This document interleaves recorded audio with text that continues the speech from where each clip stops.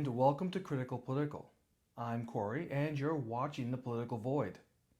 This week, we are delving into the recent development of new tariffs between the United States and Canada after trade talks fail. Here we go. Have you ever experienced the strange feeling of déjà vu? Meaning, already seen in French, déjà vu is a quick passing sensation that your present situation has occurred before, even when you know it is entirely new. Roughly 60 to 90% of individuals will encounter this benign mental phenomenon at least once. Neuroscientists consider déjà vu to be a brief, harmless delay in how memory is stored and retrieved. It occurs due to a momentary timing gap in brain processing, where the region responsible for recognition triggers a fraction of a second before the region responsible for recall, causing a brand new experience to feel surprisingly familiar. If you have been paying attention, you may be aware of the newly announced tariffs on Canadian goods and the retaliatory tariffs on U.S. goods. Since returning to the White House, Donald Trump has consistently relied on tariffs as a primary economic tool. While he contends that these import levies stimulate domestic manufacturing and job creation, opponents argue they elevate costs for American households while fracturing and burdening the international economy. It is important to understand that fundamentally tariffs act as taxes on imported goods entering a nation. They are typically assessed as a percentage of the product's monetary value. For instance, a 10% tariff on a $10 product adds $1 in taxes, pushing the final cost to $11. Importers pay these fees directly to the government, but businesses frequently pass some or all of these extra costs along to purchasers, burdening American consumers and U.S. companies. Furthermore, tariffs can compel firms to limit their imports or concentrate solely on core items, which restricts market choices and weakens domestic competition. Trump mistakenly views tariffs as a mechanism to boost tax revenues, encourage the purchase of domestic products, and spur foreign direct investment in the United States. Additionally, he seeks to reduce the U.S. trade deficit, the gap between imports and exports, arguing that countries selling more to the U.S. than they purchase from it are exploiting the nation, and that tariffs work to correct this imbalance. In the past, particular regions across America experienced severe economic downturns as free trade deals prompted the relocation of industrial manufacturing positions overseas. By February 2026, the United States Supreme Court ruled that Trump overstepped his constitutional authority by invoking emergency powers to unilaterally enact tariffs on select nations without congressional consent. Following the High Court's decision, Trump pivoted to alternate statutory grounds, specifically Section 122 of the Trade Act of 1974, to institute a temporary 10% tariff across all worldwide imports. While those initial measures sunsetted on July 24th, they were promptly succeeded by a new tariffs ranging from 10% to 12.5%, targeting all commodities from the top 60 U.S. trading partners, such as China, the European Union, and the United Kingdom.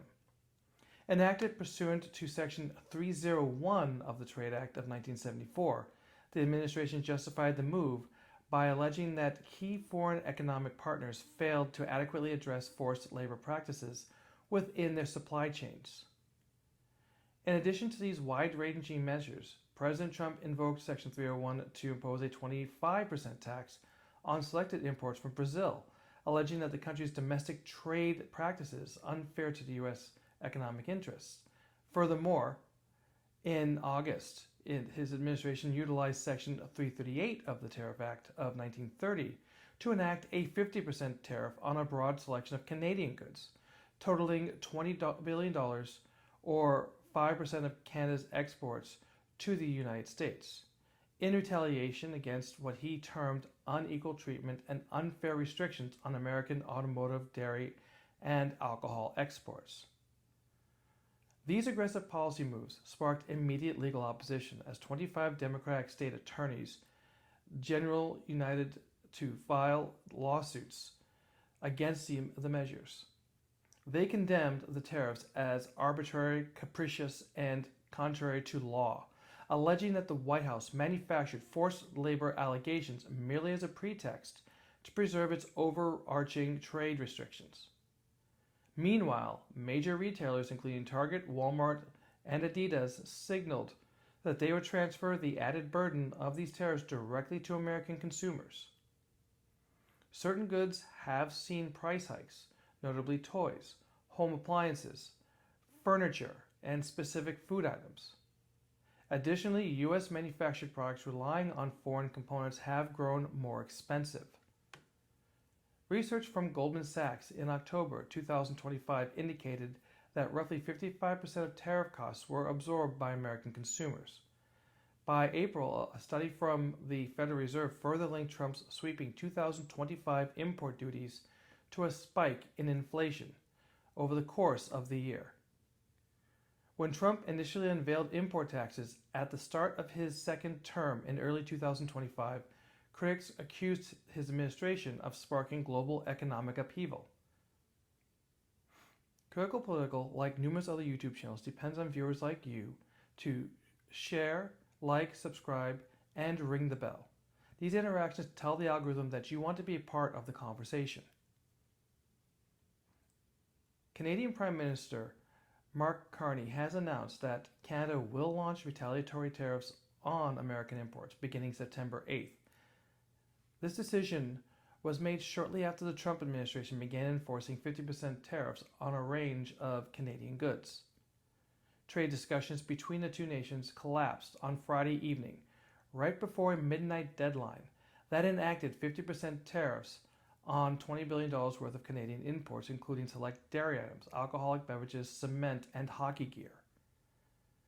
Ahead of the deadline, U.S. Customs and Border Protection issued a bulletin alerting businesses that officers would enforce compliance with the new rates immediately once the deadline passed.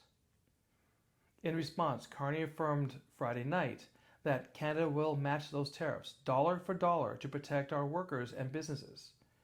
He specified that Canada's upcoming retaliatory tariffs will target key U.S. sectors including steel, dairy, appliances, agricultural equipment, pulp and paper, and electronics. On Saturday morning, Carney posted a social media that Canadian negotiators had acted in good faith for over a year. He stated that his government would soon release the details of these new tariff measures, which will come into force on Tuesday after Labor Day. Of course, the U.S. blamed Canada just after midnight. U.S. Trade Representative Jameson Greer countered Carney on social media, alleging that Canada declined to finalize the trade deal under the terms agreed earlier this week. Ultimately, this represents yet another setback for the Trump administration. Though he sells himself as a master negotiator, Trump and his sycophants consistently fail to finalize deals that counterparties will actually agree to. When these talks predictably collapse, his go-to reaction is the policy equivalent of throwing a childlike temper tantrum.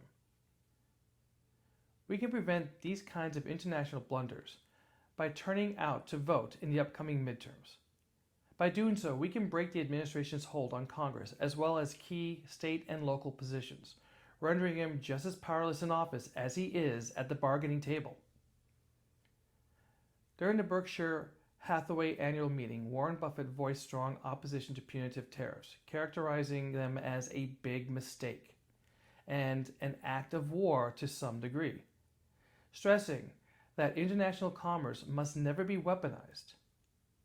He argued that the U.S. ought to advocate for free trade, allowing countries to specialize in their respective areas of expertise. That's all for this week. Until next time, remember, silence is compliance. Your voice is vital. Stand up, speak out, strike back. They don't know what they started. If you appreciate this content, please like, share, and subscribe. For updates, ring the bell. Your support truly helps the channel.